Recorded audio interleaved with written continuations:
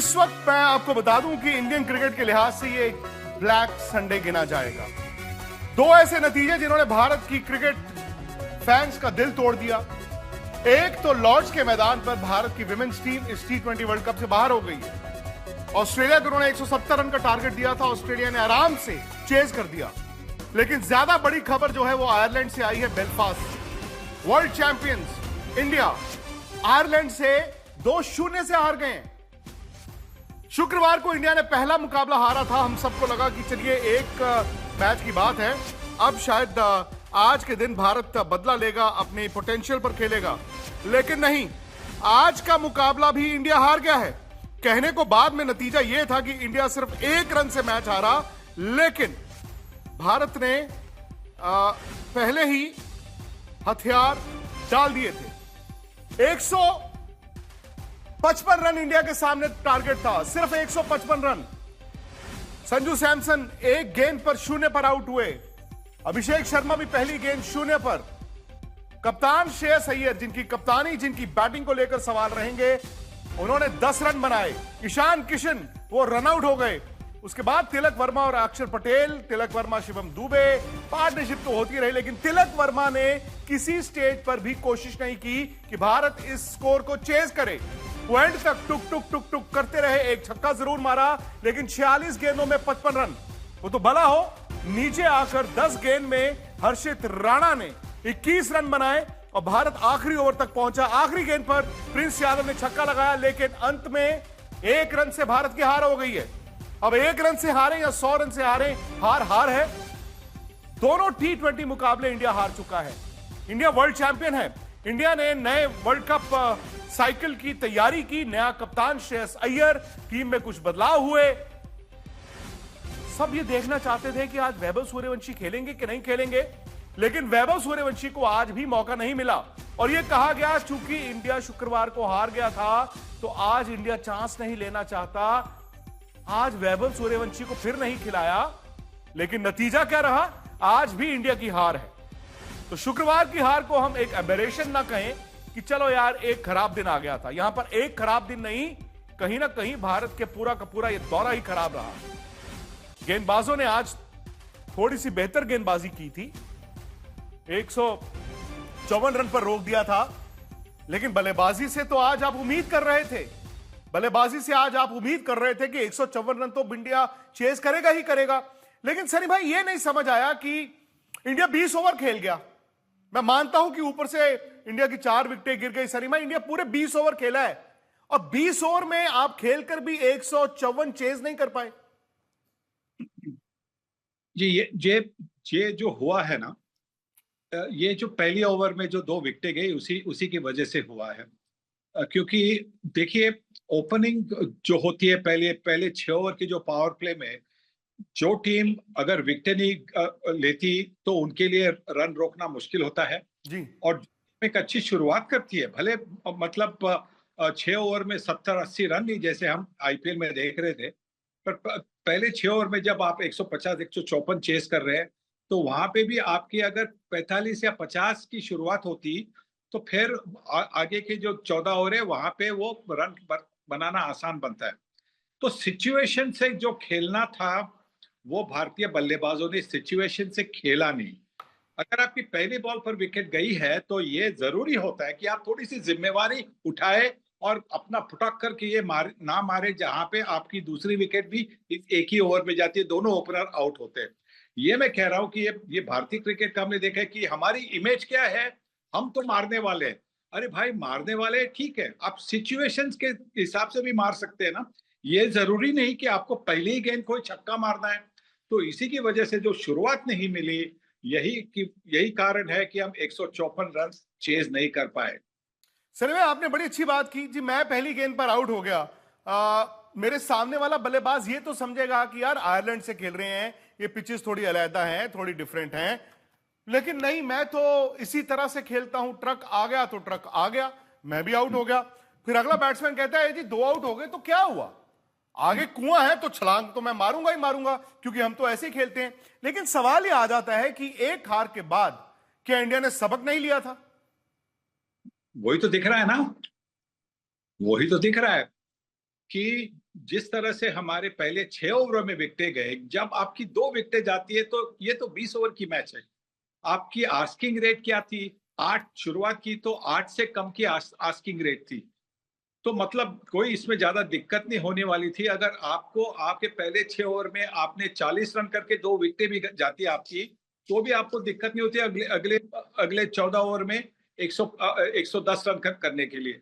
पर यही तो मतलब एक ये जो सोच है कि T20 में हम ऐसे ही खेलेंगे, ये नहीं बनता। आप अलोंग द ग्राउंड चौके मार सकते हैं, 4 और चक्के में 2 रन का फर्क होता है, पर जो जोखिम की जो परसेंटेज होती है वो और ज्यादा बढ़ जाती है।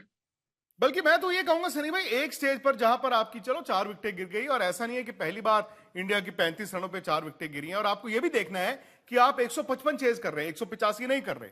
फिर एक पार्टनरशिप होती है अक्षर पटेल के और तिलक वर्मा के बीच, फिर तिलक वर्मा और शिवम दुबे। लेकिन तिलक वर्मा की गेम को लेकर भी सनी भाई अब कहीं ना कहीं बड़े सवाल उठाए जाएंगे।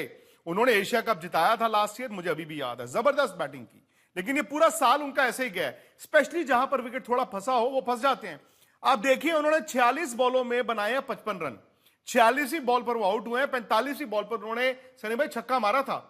यानी कि एक स्टेज पर 44 गेंदों में उनके 49 रन थे। यह भी कोई अप्रोच नहीं है कि आप सिर्फ बैटिंग कर रहे हैं। भाई T20 का मुकाबला आप ड्रॉ नहीं कर सकते, या आप जीतेंगे या आप हारेंगे। मतलब किसी स्टेज पर मुझे यह भी नहीं लगा कि बाद में ये इंडिया है, चलो आउट हो गए कोई बात नहीं ऊपर से, लेकिन हम तो इंडिया है, हम करके दिखाएंगे, वो भी तो नहीं हुआ। नहीं, देखिए, मैं तिलक वर्मा पे उंगली नहीं उठाऊंगा, क्योंकि उस वक्त आपकी बहुत 4 विकेट गई थी। जी तो ये जरूरी था कि पारी को संभालने के लिए एक साझेदारी की जरूरत थी, और वो साझेदारी बन रही थी। उसके आगे भी कुछ ओवर तो बनने थे। तो मतलब उनका जो अप्रोच था वो ठीक था। आपने कहा कि 44 गेंदों में 49 रन बनाए। हाँ, 100 के ऊपर की स्ट्राइक रेट है, पर हर बार आपका जो भी बल्लेबाज है वो 150 या 140 की स्ट्राइक रेट नहीं हो सकता। और खास करके ऐसी पिचेस पर जो हमने 2 मैचेस में देखे कि इस पिच पर, शुक्रवार के पिच में फास्ट बॉलर के लिए थोड़ी सी ज्यादा मदद थी। आज शायद पिच थोड़ी सी धीमी थी, और इसीलिए यह जरूरी था कि और भी जो भी जोखिम उठानी है वो आखिरी 3-4 ओवर में, जब आपको आपको पता है कि आपको 12 रन करने हैं। अगर आपके हाथों में विकेटें होती है तो मतलब आपके 4 ओवर में आप 45 रन भी आसानी से कर सकते थे, पर वो नहीं हुआ क्योंकि आपके हाथों में विकेट नहीं थी, और आपके पास जो बल्लेबाज थे नीचे आने वाले, उनके पास वो एक्सपीरियंस, अनुभव भी नहीं था, और वो शायद आप ये भी कह सकते कि काबिलियत भी नहीं थी।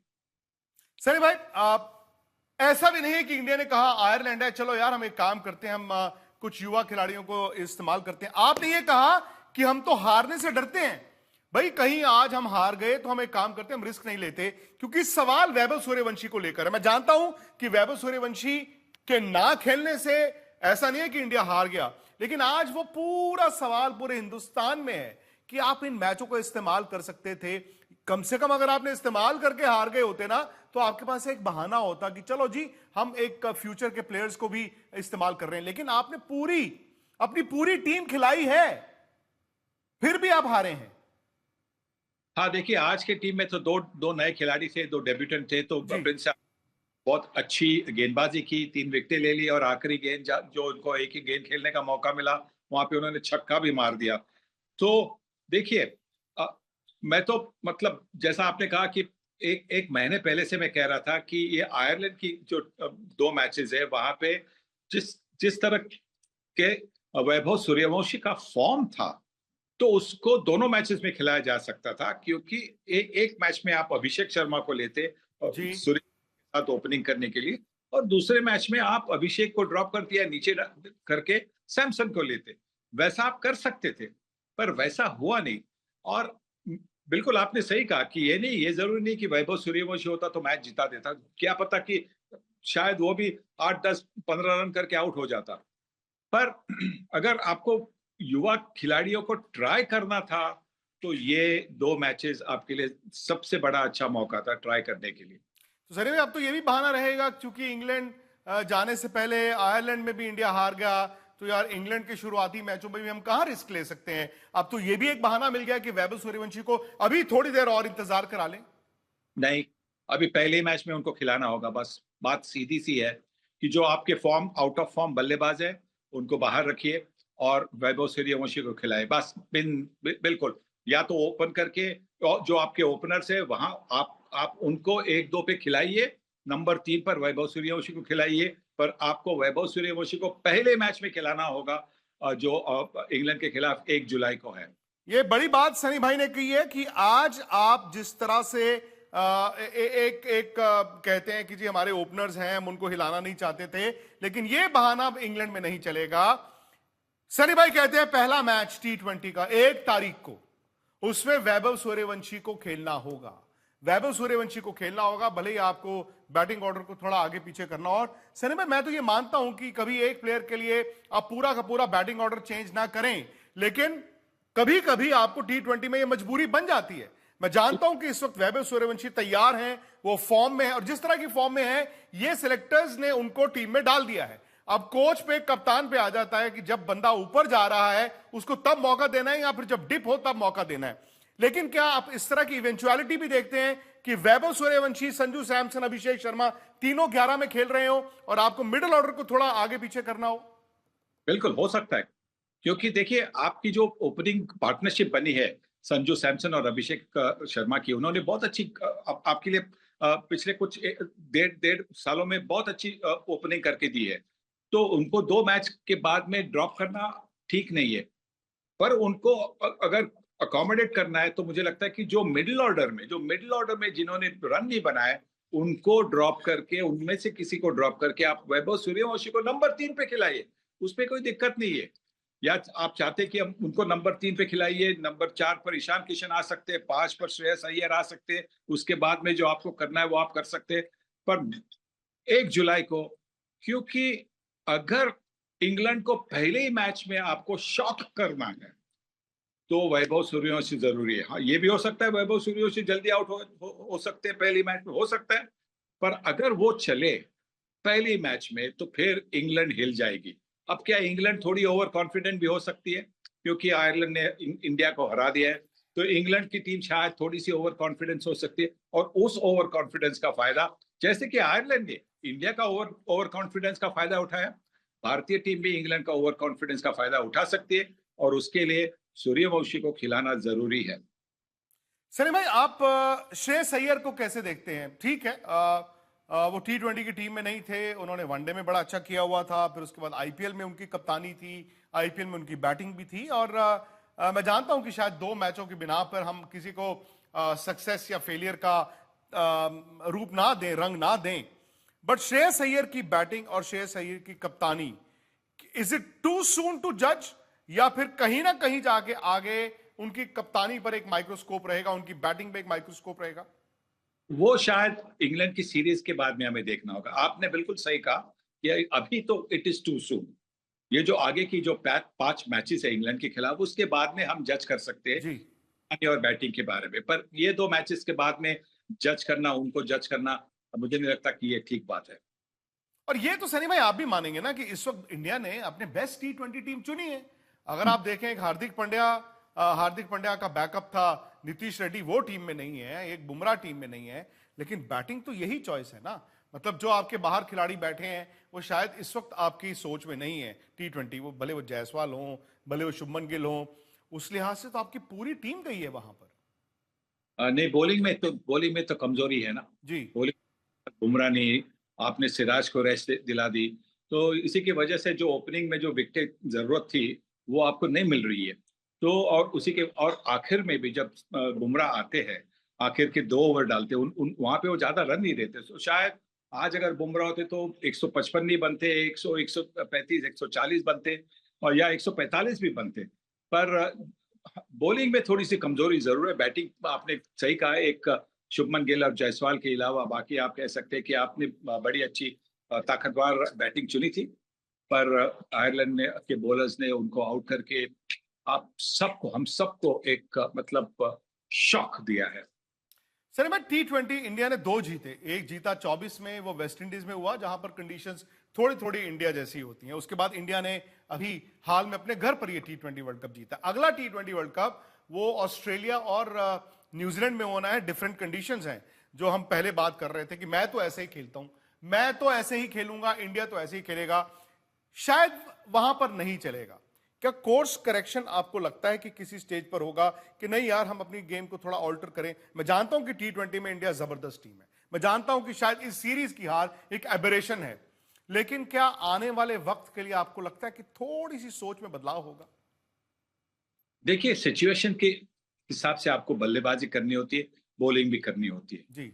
और ये जरूरी नहीं कि आप जो आपको 120 गेंदें मिलती है T20 क्रिकेट में, ये जरूरी नहीं कि वहां पे 120 गेंदों में आपको 20 या 25 छक्के लगाने हैं। वैसा नहीं बनता, वैसा हुआ नहीं है और शायद बहुत कम होगा भी आगे जाकर। तो आपने सिचुएशन के हिसाब से अगर बल्लेबाजी की थी, तो शायद आज का रिजल्ट शायद अलग सा रिजल्ट होता। तो कोर्स करेक्शन जो है वो मेंटली कोर्स करेक्शन होना है। सिचुएशन देखे और उसके बाद में आप अपना नेचुरल गेम खेले। आपका जो नेचुरल गेम के साथ आपका एक जो अप्रोच बनता है, वो आपको थोड़ा सा बदलना होगा। और अगर आपने वो एडजस्ट किया अप्रोच सिचुएशन के हिसाब से, तो वहां पे भी आप सफल बन सकते हैं। क्योंकि मैंने देखा है सनी भाई, पिछले मैच में ठीक है अभिषेक ने 49 रन्स बनाए, संजू सैमसन उस मैच में भी उनका वो फुटवर्क, इस मैच में भी। अब ये वही संजू सैमसन है जिन्होंने शायद इंडिया के लिए 3 ऐसी पारियां खेली जहां पर इंडिया लग रहा था कि वर्ल्ड कप में दूर दूर तक नहीं है, और वर्ल्ड कप वो सिंगल हैंडेडली इंडिया को जिता गए। लेकिन जैसे साइकिल चेंज होता है, आपने उस कप्तान को भी तो बदला है ना, आपने सूर्य कुमार यादव को भी कहा thank you very much for your services, अब हम जी श्रेयस अय्यर के साथ जा रहे हैं। क्या संजू पे is it too soon to say कि जी दबाव उन पर भी होगा क्योंकि एक वैभव सूर्यवंशी नीचे से आ रहा है, वही दबाव अभिषेक शर्मा पे भी होगा क्योंकि एक वैभव सूर्यवंशी नीचे से आ रहा है? नहीं, इट इज टू सून। देखिए, जब कोई बल्लेबाज पहली गेंद पर आउट होता है, जैसे कि सैमसन आउट हुआ, तो मतलब गेंद अच्छी थी, अक्रॉस द लाइन खेले वगैरह, वो सब ठीक है। पर अगर वो थोड़ी देर खेलते, वहां पे प्ले और मिस करते, पैड पर ज्यादा गेंदें लगती, तो फिर आप कह सकते थे कि भाई फॉर्म ठीक नहीं है, फुटवर्क ठीक नहीं है। पर जो बंदा पहली गेंद पर आउट होता है, उस पर आप उसको कुछ कह नहीं सकते। आप ये कह सकते, जैसा आपने कहा कि अभिषेक शर्मा ने उसी ओवर में जो शॉट खेला और पहली गेंद का, उनके पहली गेंद पर शॉट खेला, वो नहीं खेलना चाहिए था। वो सिचुएशन के हिसाब से उनको वो थोड़ा सा अपने आप पर थोड़ा सा सब्र दिखाना चाहिए था। आज ब्लैक संडे मैं इसलिए कह रहा हूं क्योंकि एक तो आयरलैंड के खिलाफ इंडिया 2-0 से हारा है, 0-2 से हारा है। मतलब वर्ल्ड चैंपियन से आप उम्मीद नहीं कर रहे थे, हम तो ये सोच रहे थे आयरलैंड इंडिया जाएगा, इंडिया उतरेगा मैदान में, जीत जाएगा। शायद यही गलती इंडिया ने भी की, जो सोच हमारी फैंस की हो गई वही गलती शायद इंडिया ने कर दी। हम तो जाएंगे, हम तो मैदान पर उतरेंगे और जीत जाएंगे, वो ऐसा नहीं हुआ। लेकिन ब्लैक संडे इसलिए भी है क्योंकि ये वर्ल्ड चैंपियन टीम आयरलैंड से हारी पहली बार 2-0। वहां विमेन्स T20 वर्ल्ड कप जीतने का सपना भी जो है वो चकनाचूर हो गया। क्यों? क्योंकि आखिरी लीग मुकाबले में लॉर्ड्स के मैदान में इंडिया ऑस्ट्रेलिया से हार गया। हरमनप्रीत ने रन्स बनाए, 170 रन कम नहीं होते, लेकिन इंडिया ने उसके बाद फिर इतने रन्स जो है वो चेज भी करा दिए। तो कहीं ना कहीं सनी भाई, मैं तो ये कहूंगा कि इस संडे को लेकर हम लोग बड़े एक्साइटेड थे, हम और आप, कि आज ना सिर्फ आयरलैंड के साथ ये मुकाबला है, बल्कि वहां पर इंडिया अगर जीत जाता तो सेमीफाइनल की टिकट मिल जाती। आज ऐसा लगा कि मतलब वो 5 minute of each other, with in 5 minutes, 5 minute इधर और 5 मिनट उधर, दोनों जगह जो है भारत को डबल जोल्ट लगा है, डबल झटका लगा है। जी बिल्कुल। ऐसा लग रहा था कि जब 171 रन बने थे भारतीय विमेन्स टीम के, तो ये अच्छी कंपटीशन बन सकती है, अच्छा कॉन्टेस्ट बन सकता है। पर जो हमने देखा था, मतलब जो 50 ओवर्स की गेम में भी जो मैंने देखा था, और कि जो हमारी जो बॉलर्स है उनको सपोर्ट चाहिए, एक डीप एक्स्ट्रा कवर का एक बाउंड्री फील्डर होना चाहिए था। वो 50 ओवर्स के मैच में भी नहीं था, और उसी की वजह से काफी नजदीकी मामले बने थे 50 ओवर्स के मैच में। फाइनल में भी ऐसा लग रहा था कि Nadine de Klerk inside out, off spinner को भी, लेफ्ट हैंड स्पिनर को स्पिन के साथ आप इनसाइड आउट एक्स्ट्रा कवर के ऊपर खेल सकते हैं, और ऑफ स्पिनर को भी खेल के वो चौके मार रही थी। तो ऐसा लग रहा था उस वक्त कि शायद अपने हाथ से वो मैच निकल जाएगी। पर उससे मैंने देखा कि इस टूर्नामेंट में भी उन्होंने कुछ सीखा नहीं था। आपने देखा होगा ऑस्ट्रेलिया ने कहाँ पे फील्डर रखे थे, बिल्कुल एक्स्ट्रा कवर की तरफ, डीप एक्स्ट्रा कवर, मैं डीप एक्स्ट्रा कवर की बात कर रहा हूँ, डीप एक्स्ट्रा कवर पे फील्डर रखे थे जो क्विक थे, जो मतलब बाएं हाथ कवर को कवर कर सकते थे और दाएं हाथ को लॉन्ग ऑफ की तरफ भी जाकर बाउंड्री बचा सकते थे। वो फील्डर इस मैच में भी नहीं था। और वहां से अगर आप देखेंगे, जब मतलब टाइट लग रहा था तो ऑस्ट्रेलिया के बल्लेबाजों ने इनसाइड आउट जाके जो चौके मारे, वहां से भी मैच पलट गई। लॉर्ड्स में इंडिया की हार हुई है, बेलफास्ट में इंडिया की हार हुई है, और अब T20 पहली बार इंडिया सीरीज हारा है आयरलैंड में। सनी भाई ने इस शो में जो 2-3 बातें की हैं, मैं वो आपको एक बार फिर बता दूं। आपके बैट्समैन ऐसे नहीं कर सकते, हम तो यही खेलते हैं, हम कंडीशंस नहीं देखेंगे, अपने तरीके से खेल सकते हैं, वो नहीं होगा। सेकेंडली, जो बड़ी खबर वो ये है कि वैभव सूर्यवंशी अब इंग्लैंड के खिलाफ जो 1 तारीख को यानी कि बुधवार को पहला मुकाबला है, सनी भाई कहते हैं कि वैभव सूर्यवंशी को 11 में होना चाहिए। Take England by storm. आप इंग्लैंड को शॉक कीजिए, आप उतारिए वैभव सूर्यवंशी को, अब ज्यादा इंतजार करवाना गलत होगा। बहुत बहुत शुक्रिया आपका सनी भाई। मेरी उम्मीद थी कि इस वक्त हम बात कर रहे होंगे, वहां पे इंडिया आयरलैंड में जीत चुका होगा, वहां पर इंडियन विमेंस टीम को सेमीफाइनल की टिकट मिल चुकी होगी, लेकिन दोनों जगह भारत को मुंह की खानी पड़ी। अब मैं अपने YouTube चैनल स्पोर्ट्स तक पर लाइव जाऊंगा। मैं चाहूंगा आप लोग भी आए, क्योंकि मैं जानता हूं कि आप लोगों के दिल भी टूटे हैं, गुस्सा होगा, सुझाव भी होंगे, स्पेशली वैभव सूर्यवंशी को लेकर आज बहुत सी बातें सोशल मीडिया पर